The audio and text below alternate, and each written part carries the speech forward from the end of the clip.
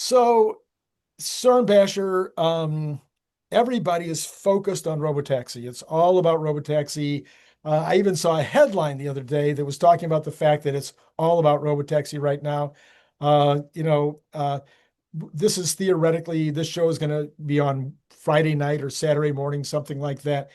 So robotaxi, according to Kathy Woods, is going to provide a value to the stock of or a capital net evaluation of 7.5 trillion, which would yes, which I think is 27. I think she says $2,700 a share by the end of the decade, maybe sooner. You and I have talked about this ad nauseum, but there's another product that is everybody just forgetting about Optimus, or you know, Optimus will have his day in the sun. Right now he's letting the robots with wheels get their due. But Optimus will let's not forget about him, and I don't think we are. We won't let anybody forget about him.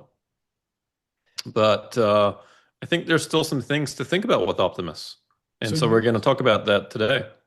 all right, because Optimus is my favorite subject, not just because Elon says that's a 25 trillion market cap, but also because I think it's going to be the most interesting sociological experiment in history. Yeah, yeah, and whether we survive it or not, I guess remains to be seen. But you're right. In so Um, many ways. that's right. Yes. That's right. Yeah, it's going to be profound. Never before have we created a form of labor that will be able to outcompete humans in basically everything that we do. Yes. Right? We do have robots today that are industrial robots that can perform better than a human at certain tasks. Yes. But we're talking about a generalized robot that ultimately will be able to do pretty much everything that we do better, faster, more precise, better quality, and all that. So this is a big deal. And we did see the capabilities of an embodied AI robot a couple of days ago, with a bunch of drones that had been ferried Yeah. into Russia in semi trucks and hidden cleverly in some kind of shacks. I don't know how they got away with that, but somehow they did that. And then all of a sudden, these autonomous bots were able to, on their own, find their targets and destroy a bunch. I don't know. So, some people say 4 billion, $7 billion worth of Russian jets. So that's just, I mean, that's now the potential for the way that autonomous humanoids, autonomous bots of all kinds, it's just a phenomenal and yet alarming at the same time.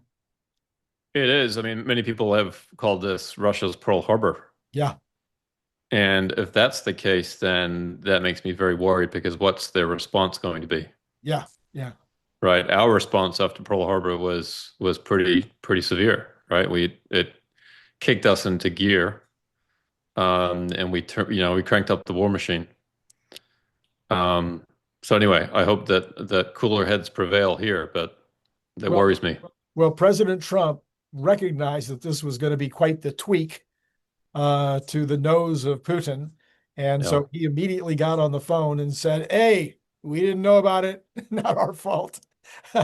Putin goes, "Well, you're supporting these guys. Maybe it is your fault. Yeah. I'm suggesting what the conversation might have sounded like. I certainly wasn't there." And but anyway, that's what I think it went like. And Putin says, "You realize we have to respond." Yeah. I'm picturing that part of the conversation like, look, Mr. President Trump, we have to respond. We cannot not, our population requires us to have some kind of response. And then Trump says he believes that this means the war will go on for a while longer, even though peace talks may continue. So yeah, it was a one is, do you ever feel like war has turned into a soap opera and we just watch it kind of as observers from afar? Yeah, it's unfortunate. War is a terrible thing, and here we are today. We're still dealing with it in many parts of the world.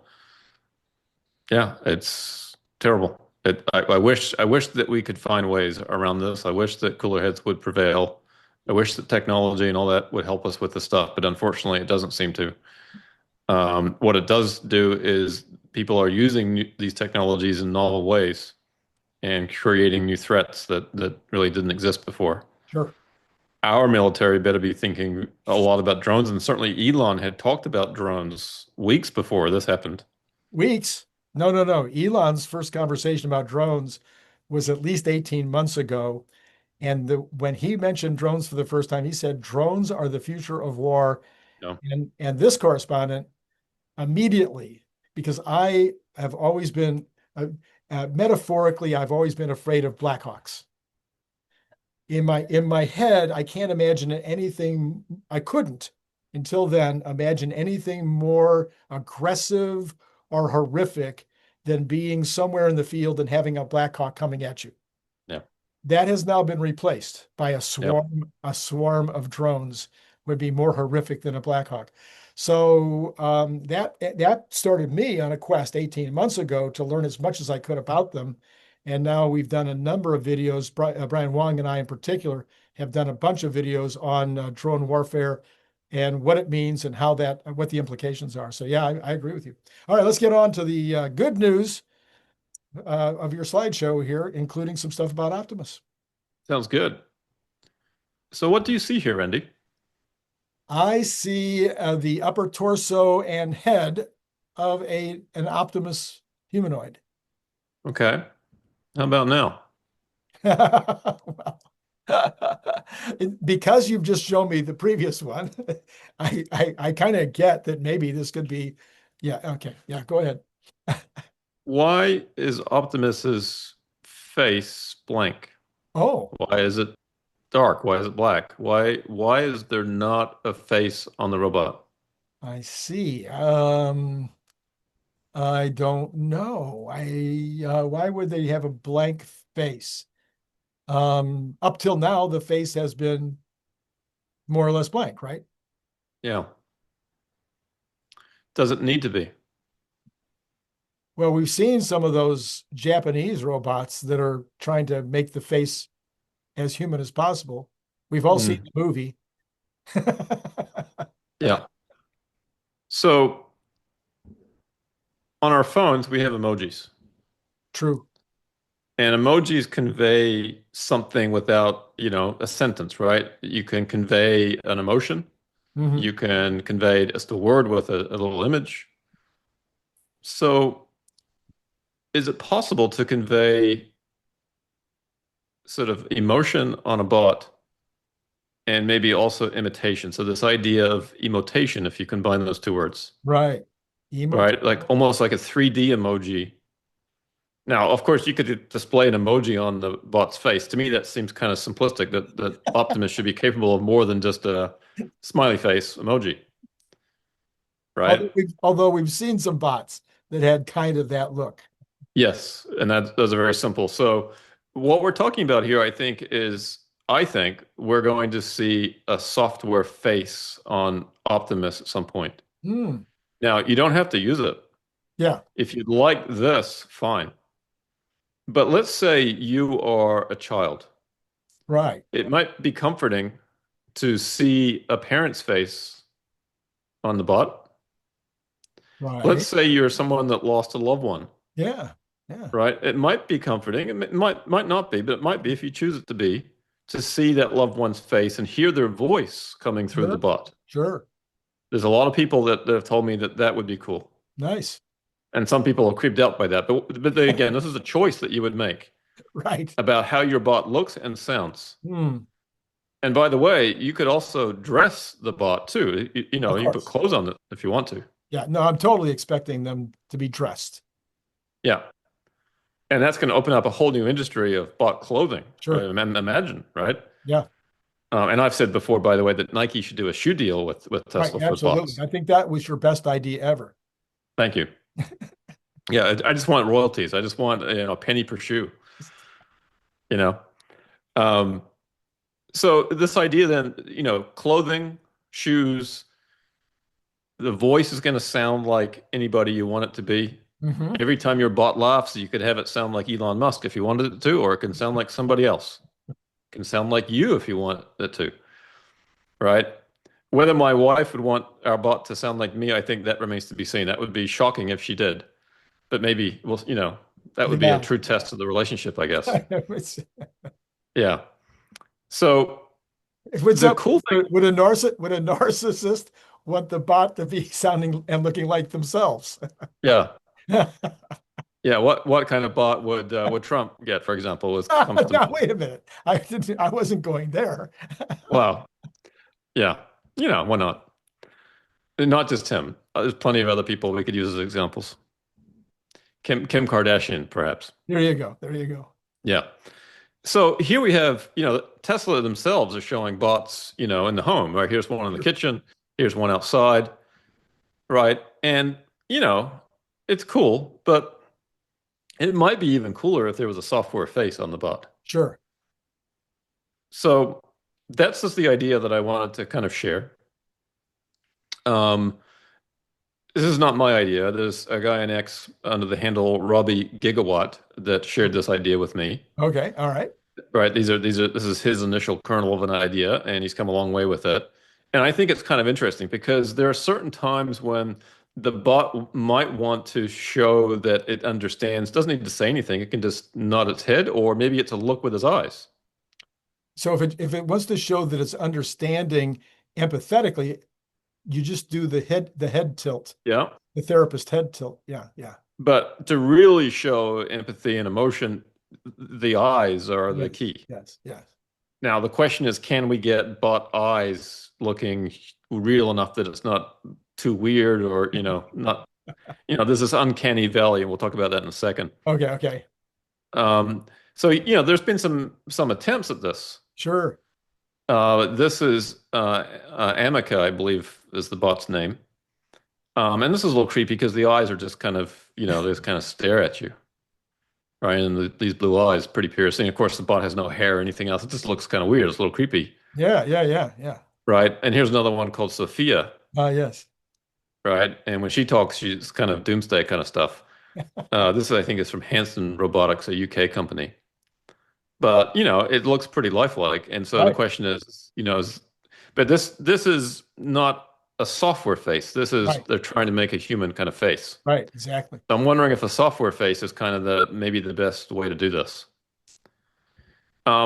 It turns out, so this idea of uncanny valley, that the bots become human-like enough that it creeps people out. Oh yeah. And studies have actually shown that it's more of like an uncanny cliff. So as you move away from an industrial robot arm to a mechanical humanoid robot to a cartoon human character, they're likable. Okay.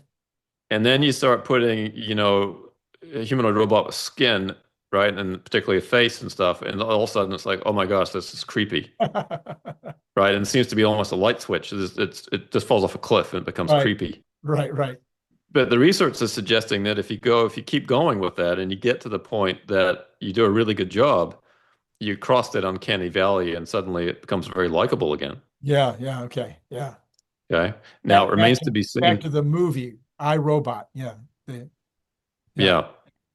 Now it remains to be seen what that will look like, but I'm wondering if the first step at least might be some kind of software face. Right. Right. Right. Okay. We'll see. This is, a new idea. Oh, I okay. put it Okay. out there to share with your audience. If they have any feedback on this, leave it in the comments. The I'd love to hear it. the feedback I have, I've just been sitting here waiting with bated breath for examples for you to show us some software faces. I don't have any good ones. I look for them. There's no good ones. That's a future version to see Yeah. what the ideas might look like. Because you could have a lot of fun. This doesn't Yeah. have to be limited to a a loved one who's passed, or No. your kindergarten teacher's face, or the voice of your favorite coach or something like that. This could be, it could be Dracula. We could put Dracula as the face, and he could, we could have a voice. We could have was Alfred Hitchcock's voice. I mean, there's a Yeah. you you could have all kinds of fun with this. And it could change depending on the task. If the bot's Sure. doing dishes, it might look one way. If the bot's doing laundry, it might look another way. If the bot's fixing your car, it looks another way and talks another way. Yeah. The basically these humanoid bots are going to have multiple personality disorders, right? They can be multiple people at one time. So I have all kinds of ethnic jokes that came to mind as you were suggesting that list because we have various ethnicities who are Yeah, associated with various kinds of companies or jobs or you you know bet. retail stores or whatever. So you could change the face to an ethnic that fits the bill. That's right. And I can imagine a lot of your viewers, Randy, if they have a bot, they would put your face on it so they can have a conversation with you. Yeah. That's okay. So there you go. So yeah, putting Elon's face or any kind of person of note, even as Yes, little note as you and I, um, they might want to have a conversation with somebody of note. that's right. And you can tell the bot, like I have a conversation with Randy Kirk, please talk and behave like Randy Kirk would. Right. And there you go. We can Yeah. have, of course, in this world, CERN, we have people who are identifying as various things, not just human things. Yeah. So potentially, you could have a dog face, which Sure. has a lot of personality, happiness and sadness and concern and excitement. I mean, you could use a dog face to get a lot of those emotions. You could. It's the possibilities are endless there. It's kind of interesting to think about. I think we're just scratching the surface here So in this discussion. So yeah. after I just talked about dogs, you're talking about scratching the surface. Yeah. Okay, all right. Yeah. No, you didn't know I wove that in. Yeah. So speaking about endless possibilities, is that what you said? Endless, endless. All right. How about Mars? Mars is an endless Well, that's a waste station according to Elon. Yes. Yeah, it's a pretty good way station. So I'm not going to go through Elon's presentation from last week, but it was pretty interesting in my opinion. I just want to highlight a couple things here. Sure. So he's talking about, building 1,000 starships, and he puts this in comparison with Boeing and Airbus producing, 500 to 700 and some planes a year, Hmm. which is pretty phenomenal. But he's talking about basically combining the build capacity of Airbus and Boeing, right? Phenomenal, absolutely phenomenal. And then he compares it there to Starlink satellites, 5,000, and B-24s, almost 7,000. I guess we built that many. Wow. So gearing up, and the Starship, by the way, is the largest flying vehicle, I think, ever, right? Like Right. Oh, it's yes. enormous. Yeah. Yep. And then he compares it to vehicles per year for Tesla. Ah. So that was an interesting chart. Um, I need to calculate what the bot equivalence is of 1,000 starships. How Uh, many humanoid robots is that? yeah, yeah, yeah. Exactly. Yeah. A It's lot. A lot. a lot, a lot. By the way, Randy, I think we have seen further evidence here of the more affordable vehicles. Oh, okay. The Raptor 3. It's the more More affordable affordable engine. version. Yeah. Yeah. Um, it's amazing. Each Raptor 3 saves more than 1 ton of vehicle mass, increasing Starship's payload capacity orbit by over 40 tons. Wow. Best part is no part. The best part is no part. Yeah. And then, of course, what that will allow SpaceX to do is put more mass into orbit per launch. So the Falcon 9, you can put 23 metric tons per launch into orbit. Falcon Heavy, you get 64. And then with Starship, it's 200. Shh. So it's going to massively drive down the cost of putting stuff in orbit. There We're going you to see go an again. There you explosion. go. There you go again. You said massively. Yes. How do you do this? I don't know. It's a quirk that needs to be studied. Um, this is another disruption that's coming on top of all the other disruptions that we've talked about. But the ability to put mass into orbit cheaply, not just to go to Mars, but just even to take work that's being done on Earth and put it into space. Many people have suggested that we put a lot of the dirty industry into space. So Starship is the vehicle that might allow that to begin to happen. Yeah. We'll see. All right. This is pretty amazing. They're talking about the different timelines for going to Mars. 2026, putting up 5 landers. In the 28, 29 window, going to 20. In the 30 to 31 window, 100. And in the 2033 window, 500. Wow. Um, these are probably very aggressive I would say goals, they're but I would say those are very aggressive. Based on what I'm seeing, at least as I've been thinking about this process, I have a sneaky suspicion that this will all be moved 2 years. I'm having a hard time seeing how they get this done. The first yeah, launch is done by 2026. yeah. Yeah, I And hope it's not like the Robotaxi rollout that where, it's yeah. 10 years later or something. But Well, yes, actually, it kind of already is, because Elon thought that this was all going to happen, I think, by 2020 originally, 2022, something like that. So he's mhm, already many years behind his original optimistic idea. yeah. But at least I think we're getting super close. I don't want to in any way, shape, or form denigrate the amazing progress that's been made. Oh yeah. It's just getting harder. Is June of this year, we're, only 17 months away from the launch window. It's getting harder and harder to imagine. But okay. Yep. I agree. And part of this too, I think, is sort of motivational for the Sure. teams. Sets Sure. big goals. You want everybody focused really, really, really hard on this. And then bringing it back to Optimus, they shared some images of Optimus walking around Mars. And of course, this is a whole nother market opportunity for Tesla, one that I don't include in my models, to sell their bots to SpaceX, basically. Right. Or to any other spacebound uh, That's right. company. I mean, China, I was surprised. Going to the moon apparently is not worth even a little headline on page 7 anymore. But China has been going back and forth to the moon a lot recently and picking up samples and bringing them back. And I had no idea. Yeah. No, it's just run of the mill these days. Right. And then more Optimus photos. The Optimus robots just seem to be wandering around on Mars, not really doing anything, but it looks cool, Yeah. with some pretty cool machines. And then, of course, this iconic photo of building was it the Chrysler Building or something this is from, Yeah, or yeah, yeah. perhaps Empire State Building. Yeah, just hanging out. That's great.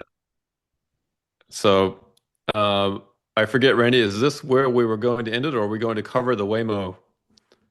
The Waymo. No, you were gonna cover the Waymo in We are. this. That's right. Thank you. Yeah. So this is just kind of fun. There's a video showing a Waymo vehicle going through an intersection and then hitting a puddle of water. And apparently all the sensors on the car couldn't detect that, and it gets, plows through the water and basically, gets stranded in this little lake here, just like the other vehicle did. Yeah, So I offer a suggestion to Waymo for this, right. and I basically announced it for them, and I said, "Breaking news: Waymo partners with Seeing Eye Dogs." So I think this is actually a solution that they should consider. It's a low-tech solution, but it might be good. Now, it might not be useful in all scenarios, particularly if there are lots of cats or squirrels around. Might be an issue, Well, but yeah, there's another solution. Instead of using these nasty old Jaguars and other vehicles that they're using, they could start using Cybertrucks, which would probably have managed that pond just fine. that's right. It would just float on through. That's right. Yeah. So anyway, it remains to be seen whether Waymo will take my suggestion. Hopefully, they're paying attention. Yeah, yeah. Well, that does give us though a little bit of pause, because the pause I'm talking about here would be that we, the X community, and now you and I in the YouTube community have both laughed at Waymo for their problem. Yeah, And so guess what? We have to be ready to take it if we're going to dish it out, because I'm sure there's going to be more than one slip up here in June. Yeah, and just as human drivers are not perfect, even the best human driver.